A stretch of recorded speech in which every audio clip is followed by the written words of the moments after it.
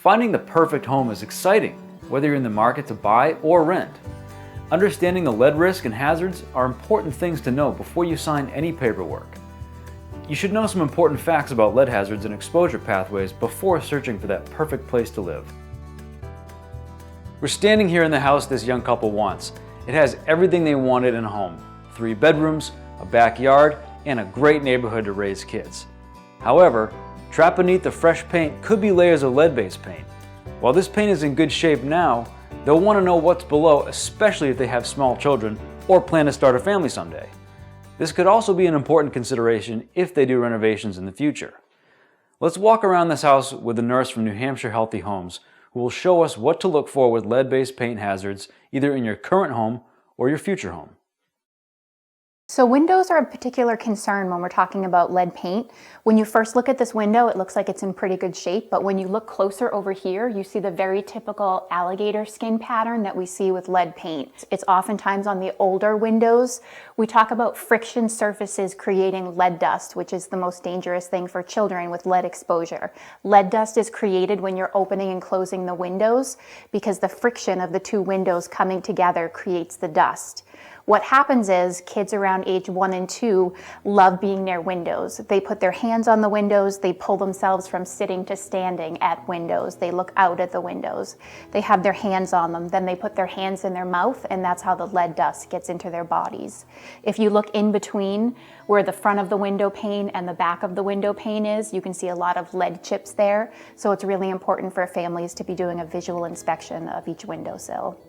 In older homes, wooden floors were sometimes painted with lead paint because it was so durable. During remodels, the wooden floors are oftentimes refinished and the lead dust and lead paint gets trapped in between the cracks of the wooden floor planks. If you can see over here, there's a lot of dust and debris in between the cracks. That's very likely lead paint and lead paint dust.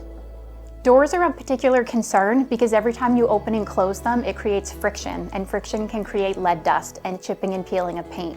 If you look at this door over here, you see a lot of areas where it's missing paint. There's also some paint chips on the floor. That's a particular concern because if the child puts a paint chip in their mouth, they can get very, very sick.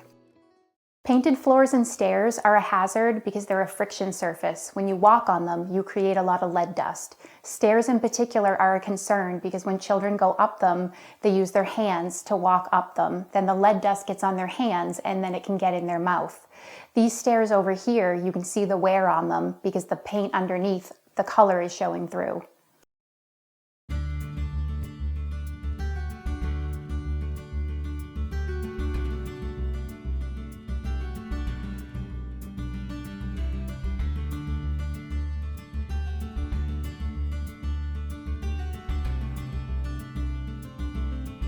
I wish I could talk with every home buyer and renter before they move in. It's great that this couple is using caution about this big decision and having their home inspected for lead prior to moving in.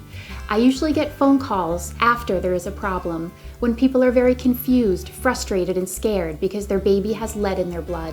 But knowing what to look for can help you keep your family safe. Finding the perfect home is exciting, whether you're buying or renting.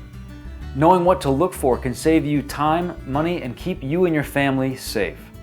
Recognizing the signs of potential lead exposure and hazards can prevent significant health problems, especially if you have young children or you expect to get pregnant. Visit leadfreekidsnh.org for more information.